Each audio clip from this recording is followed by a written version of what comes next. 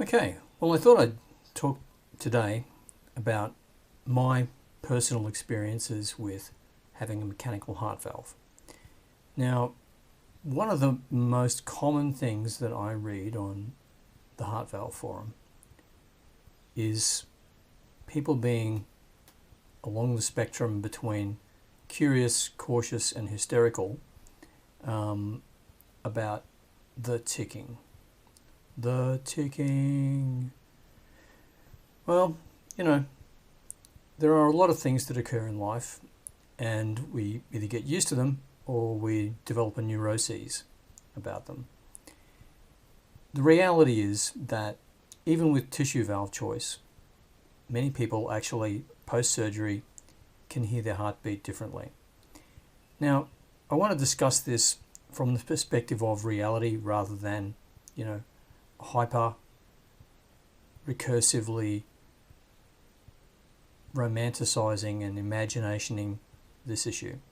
So this camera has a microphone on it, which you can hear. Now, if you were in the room, you probably wouldn't hear me scratch the camera. You might, but it wouldn't be as loud as it is from the perspective of the camera, because the camera is physically attached to the microphone. And that's a key point.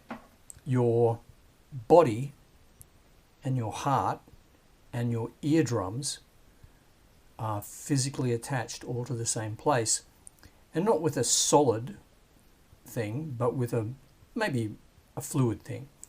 Now, if you've ever been underwater, you can hear things underwater, sound of boats in the distance, stuff like that. So there's a lot of conduction. So the majority of the sound that I hear is conducted through my body. But because I have two ears, one on this side and one on that side, I can actually centrally locate, because of my hearing it works. You have hearing directional ability because you have two ears. The fact is that I perceive through my audio organs the sound, but it doesn't sound to me like it comes from outside. And so that's why I say the ticking is wrong. So let me introduce you to something that ticks.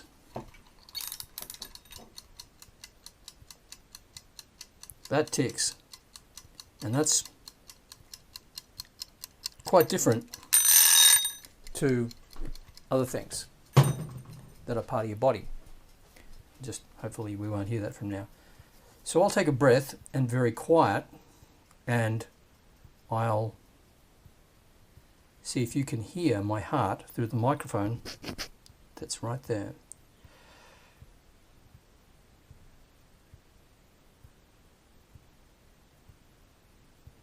Now, if you didn't hear very much, then that's because there's really not much to hear. Now, over here, I have a much more powerful microphone, and in fact, I use this microphone when I'm recording birds. So I've just done a recording a little while ago of the sound of my heart with that, and I'll overlay that here.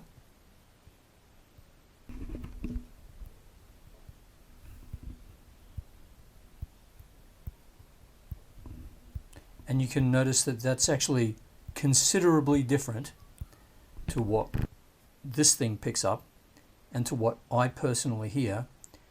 And that's probably closer to what somebody else hears. So if that sounds like ticking to you, then I'd be surprised. I guess the problem is that we don't really have a good word, because we don't normally need to describe this particular event, right? How many people have got mechanical heart valves in the world as a percentage of the English-speaking language people? Not many. So as a result, we kind of lack words. So for someone who's never had valve surgery and they're contemplating this and they're hearing these things, or they're reading these things about the ticking, it's not what you think it is. So let's refer again to that ticking sound that I'll just overlay here of that bloody clock timer, and it's totally nothing like that. So if you are the kind of person that says, I would be driven bonkers by a ticking sound, it's nothing like you've ever experienced. Personally, I find it very helpful because I always know my pulse. All I have to do is go 1, 2, 3, 4, 5, 6, 7, 8, 9, and that's a heart rate of 90. And that's probably because my heart rate's a bit elevated because I'm focusing on something, and it's also getting pretty warm today. Like, what is it? It's 27.9 here in my studio. Office studio sounds quite grandiose. So I think that at the end of the day, pondering this may help you to reconcile how you really feel about the issue when you need to consider the simple fact that if you have a mechanical heart valve as your implanted valve, then the chances of that being reoperated as a result of valve failure are almost zero. The chances of other sources of cause for reoperation, that's the same for every valve. So just on your little list of left and right that you decide on, that's a tissue valve and that's a mechanical valve, a lot of the points actually have an intersection set, so you don't need to worry about that too much. But if you get a tissue valve, you can, and you're under a certain age, you can be sure that that will need to be reoperated. Now, if you're quite young, like quite young, I'm calling 20, then I could sort of see why 20-year-olds would be not the kind of person that's going to properly maintain their anticoagulation therapy. But as I've written elsewhere, and I'll put links in the description that you won't be able to see if you're watching this on some I love the way they call them smart TVs when actually they're fucking stupid TVs.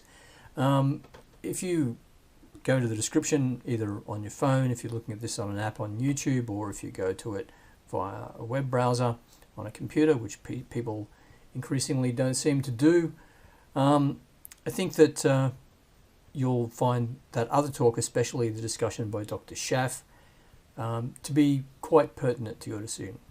Anyway, I hope that this all works out well for you.